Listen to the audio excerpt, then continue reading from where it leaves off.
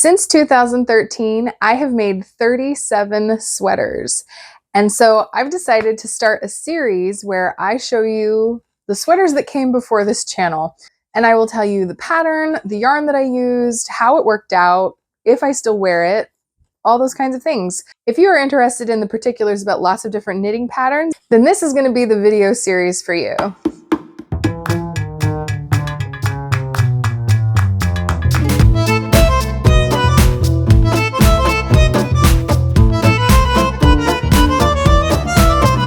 Hello! Welcome to Show and Tell Meg. I'm Megan and I like to make things. And I particularly like to knit sweaters. I first started out knitting in 2012 and I distinctly remember myself saying, why would you knit a sweater when you can go to a store and buy one? Because it just seemed like so much work and would take so much time. And it wasn't too long after that that I could eat my own words because I love making sweaters. I started knitting sweaters in the end of 2013, so about a year after I had started knitting, and I have literally never stopped. I produce at least a few sweaters per year, typically more than that. Now I'm up to 37 sweaters, which feels super excessive. I still have almost all of them. One of them was made as a gift, and there's a couple that we're fudging the details a little because they're technically vests, but I'm counting them as sweaters. So I decided it would just be nice to show all the sweaters that I have made before I had a YouTube channel. Since I have so many sweaters to go through, this is going to be a multi-part series of videos. So there's not going to be any real rhyme or reason to this. I contemplated, like, do I want to do it chronologically? Do I want to do it by the ones I like the most or the ones I like the least? And I figured random is better. So I literally just went through my list on Ravelry of all the sweaters I made, pulled them out here to show you, grabbed 5, and we're gonna get started learning about the particulars. I figured that the best place to start is with one of my most worn sweaters to this day. So I knit the Alicia Beth cardigan. It's the Alicia Beth pattern by Justyna Lorkowska back in 2017 is when I finished it. I finished it in May, and this one has an interesting tale to it. So I bought the yarn for this sweater from Craftsy way back in the day when Craftsy used to have amazing clearance yarns. Like, I still lament the loss of that yarn source to this day. I got some amazing deals. Honestly, I didn't even realize how good of a deal I was getting at the time because I was a really new knitter, but that's where I learned to knit, was through Craftsy classes. So when they had Cascade Heritage on sale, I grabbed it and I got 3 skeins in navy blue. And years later, in 2016, I decided that this would be a great yarn to make the Alicia Beth cardigan out of. And everything was great. It was a new type of construction for me. I really like this construction method that Justyna Lorkowska does. So it looks like a set-in sleeve, but it's actually grown on. So this is totally seamless. You're not having to stop the sleeve area and then pick up stitches. Like, everything stays live and you just do the body and then continue the sleeves. It's pretty great. This was early on of me making fingering weight sweaters. This was when I kind of realized that I don't get to wear my worsted weight sweaters very much here in Florida. So I really wanted to start making more fingering weight ones, but they were just taking me so long. It felt like it was taking an eternity because I was used to worsted weight. And so this kind of sat on the back burner. I would knit other things instead of this, and then I'd go back to it, and then I'd knit other things again. This did take me a whole year, which to hear it now sounds kind of crazy, but that's just how it was back then. And it ran into a bit of a snag toward the end because I ran out of yarn. I had purchased 3 skeins of this because I am the bargain queen and I just couldn't bear to spend the money on 1 extra skein. And in my defense, I didn't really know at the time. I should have erred on the side of more yarn, but I didn't know this, right? I was inexperienced. Now I know, but At the same time, I had made another sweater out of 3 skeins of yarn, so I thought that this one would be fine. And technically it is, I just made it a little bit bigger in the waist. I exceeded the projected amount of yarn that this pattern said that this sweater would need. But I thought, that's fine. I'll just order another skein. This is a commercially made yarn that they still make. And so I went on, I think, Webs and ordered a single skein of it. And this was one of my first instances where I learned the difference in dye lots. These 3 skeins on the body all match great, but I needed to do the neckband. I was on the very last bit and I did not have enough. And you can see this is more blue, this is more black. I had already done part of the neckband in the original color and I was only a few rows shy, I think, of being able to make it. And it just wasn't going to do it. And so I pulled out that and I did the whole thing in this, which I think saves it a bit, but it is still noticeable. Every time I put it on, I do notice that. I've never had a single person mention that my neckline is a little bit of a different color than the rest of the sweater. Most people who don't make clothes have no idea. This sweater did end up taking 1,342 yards, which was 3 skeins and then 7 grams off of the 4th skein. So I still have 93% of that extra skein that I had to buy, but I didn't want to shorten the sleeves. I didn't want to go back and shorten the body because it has this cabled ribbing in the middle. Like, I was so glad that I got it done. It is a smidge longer than a lot of the sweaters that I tend to make, and I think that that's where I lost that yardage, but I wear this sweater all the time. This sweater has sized up and sized down with me. Even when I lost a whole bunch of weight, it still looked good. It didn't look like it was oversized, and it just goes with everything. It's a basic navy, and it's got this really pretty cabling design that goes down into the back and into the ribbing. I just really, really love this sweater. And I used just really basic buttons. Since this wasn't as fitted as a lot of my other sweaters tend to be, I didn't even line the button bands. This one has remained unlined and it has worked out great. So this one is definitely one of my favorite sweaters I've ever made. The next sweater I have here is Recoleta. This is a pattern by Joji Locatelli. I finished this in April of 2018 and it took me 3 months to make. So I had been pretty diligent about knitting this one. This is a worsted weight. I made mine in Cascade Venezia, which is a worsted weight wool silk blend. And this is the Van Dyke Brown colorway, which it's kind of funny that it shows up so brownish in this lighting because it is much darker. It's like a dark chocolate bar kind of color. And this I was drawn to because of the really awesome lace back. The whole back is lace and it has like a shawl collar front and neckline, and that lace continues all the way around. And I just thought that was so pretty. I got this yarn also from Craftsy clearance, and I did knit the size large with extra large for the sleeves. It was kind of funny. I started knitting the sleeves. I think I got like almost done with the first sleeve and I put it on and it was just way too tight. And I think it's just the design of the sweater that the sleeves were designed to be snug and it was supposed to be a little oversized in the body. And the body fits me just fine. It's an open front, so it really doesn't have to like close with buttons or anything. But these sleeves, man, I did the extra large sleeves and they're still snug when you have a shirt on underneath it. So it's nothing drastic anymore, but I did have to size up on the sleeves, and that's something to think about if you decide to make this pattern. This was a case of I bought this yarn and I didn't really know what I was going to make with it, and then I came across this pattern and I happened to have enough. I ended up using 1,204 yards, which I think was 5 skeins. I think I bought 5 skeins of this. I have a little note thing, but I forgot to write that down. And I really love this sweater. It's a beautiful yarn. It does pill really pretty quickly, to be honest. I have to use my clothing shaver quite a bit. Actually, I'm looking at it. I haven't shaved it in a while. I don't know if you can see. It needs a shave. but it basically needs a shave as soon as I've worn it again. It's just the nature of the wool silk blend, but it's so pretty and soft.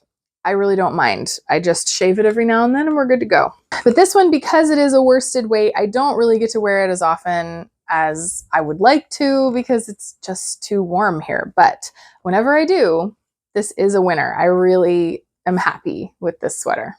Next sweater in my pile is the Sun Shower cardigan. This is an Andi Satterlund design, and it is from a collection that she made called Quiet Days for Knit Picks. Like, you could buy the booklet or you could buy the individual patterns. And I liked the booklet. I liked all the patterns in the booklet, and so I did buy all of them. And I've made a couple of the patterns out of there. I actually purchased the booklet when she released it because she did a knit along for the vest that's in there. Like, that was in the fall. And then by the next summer, she did the outfit along, which was a really fun make along where you had to knit a sweater and sew a garment to wear it with and make it an outfit. And then it was kind of like randomly chosen winners. This year I didn't win, but I did make this sweater. So the Sun Shower cardigan is an all over lace design, and it has this really cute heart-shaped lace at the waist. And I knit this out of Cotton Ease, which is a Lion brand yarn you can buy at Joann's and Hobby Lobby and Michael's. I think I probably got it at Michael's. It is an Aran weight, so it's a bit heavier, but it is 50% cotton and 50% acrylic. It feels very cotton. Like, it's got that dry kind of feel. And since I had made quite a few of Andi's patterns, I decided to do the sizing like I do on her other ones.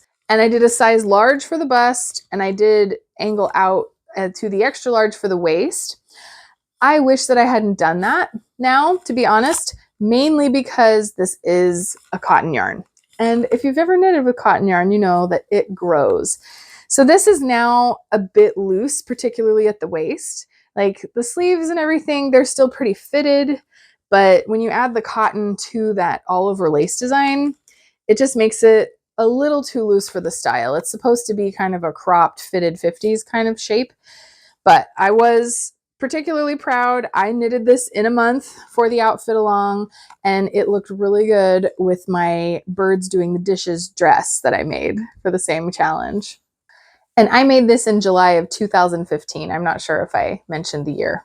The next sweater in my pile is one that I have mentioned before on my year of finishing old projects video, which I will link up here. But I really, really love this sweater. This is my owl again. So I made this from the Owls pattern by Kate Davies.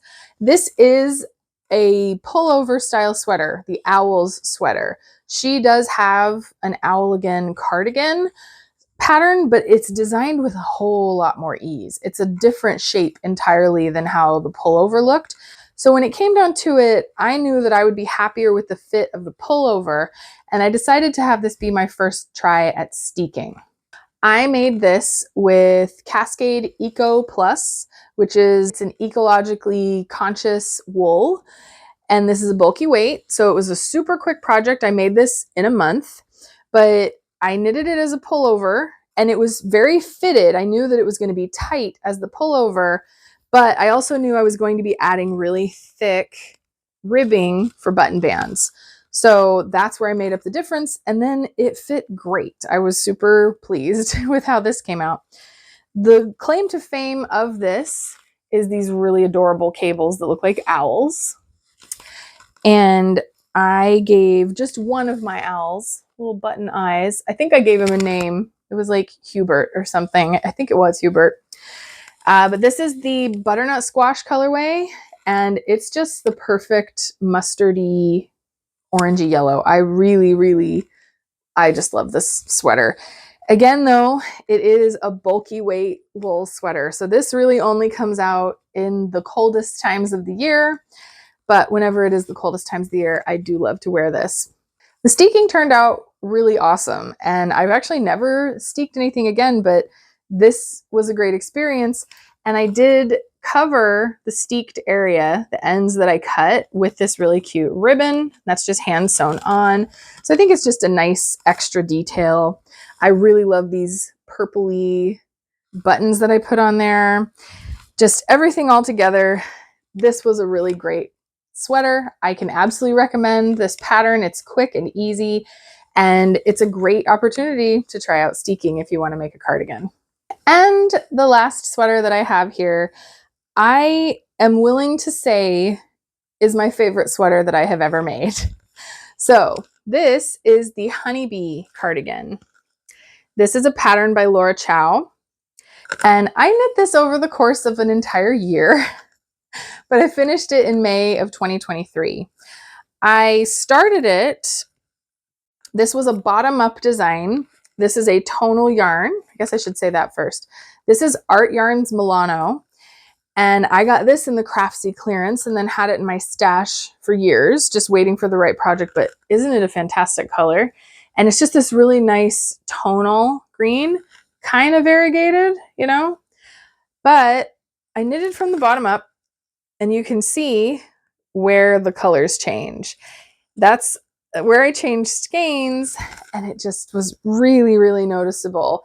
And it kind of made me mad, and so I set this aside. And it was also kind of hard at first to wrap my head around the honeybee shaped lace, but see all the bees in the lace? I love knitting lace, but this one was, I'm willing to say, the most difficult lace that I had ever done up until that point. It might be the most difficult lace I've done overall. I don't know. I just remember getting used to the pattern was very difficult. It was not super intuitive. I had a hard time memorizing it, but by the time I got about halfway through the body, I had it memorized. And so I just hadn't been devoting the time to getting it memorized, if that makes sense. Once I got it, it was no problem, and I finished it in a pretty short period of time. I got to the end, and once again, I ran out of yarn. Because this was a Craftsy clearance item, this was actually a colorway that was custom dyed for Craftsy, so you could only get it from them. It was for a different project that they were trying to make kits for at the time, and I ran out. And so for quite a while, I was trying to see if I could find some other sport/fingering weight yarn that was close enough in color. And I was just never happy with it. I used a different yarn that I bought at Hobby Lobby, and I was starting to do the button bands and everything, and I just didn't like it. And so I ended up pulling that out, and I went back and shortened the sleeves. I actually had to cut in the knitting, and then I had to graft those pieces back on. So if you can see right there, it changes color, and I think it does that, or the other one's pretty close. But yeah, I had to come in here, cut right outside of the ribbing, take some of this yarn out, and then graft this piece back together. So it was a bit of a job, but in the end, it has turned out to be my favorite sweater. Anytime I'm starting a new sweater project, I'm trying to figure out what kind of fit I want, I pull out this sweater and measure it, because this is the perfect length. It's the perfect ease. Just everything about it turned out so fantastic. I did back the button bands on this one, which is my favorite thing to do on a fitted cardigan. And then I used these gray buttons, which I think really kind of pull it together. It's just enough to stand out, but not in a garish kind of way. I did machine the buttonholes on the other side. Yeah, I find myself wishing that I had more clothes that went with this sweater, because I would wear it so much more. I do wear it relatively often because it's lightweight, it's fingering weight, and it's lace, so it doesn't make me super hot. But this is definitely my favorite sweater that I've ever knitted. So those are 5 of my sweaters that I have knitted, and all of those, honestly, are pretty good ones. The sun shower I don't wear super often just because it stretched out so much. I probably need to kind of experiment with maybe throwing it in the dryer, and maybe I would be able to wear it a little more if it kind of tightened back up again. But overall, I'm really happy with most everything that's in that pile. Each one of these projects taught me so much, and I used that to make my next sweater better. And so that was kind of all over the place as to when these sweaters were made. So I guess it's a little hard to tell the progression. If you're interested to see how my sweater knitting evolved over time, I have my Ravelry linked below. And on my Ravelry projects page, I do have a tab that's all my sweaters. And if you scroll down, you can see the very first sweaters I made, and the top is the most recent. So if you want to see all those kinds of particulars, that is all linked below. Also on my Ravelry page will be each of these projects, and all of the information about them is in my pages. I try to keep very accurate records of how much yarn I used, what size I did, link to the pattern, all those things. And if you just want to see more information about these projects, I will have each one linked below so that you can see them. So that's it for today. I hope that you enjoyed this. I always find it interesting to see things that other people have made and what they learned from it, how it worked out, you know, is it something that they still like? And so I hope that this can do that for you. If you like this, please do give me a thumbs up and subscribe if you want to stick around for the rest of this series, because I'm going to be going through all 37 sweaters that I have made. So I hope that you are staying warm this winter season with your knitwear, and until next time, happy knitting!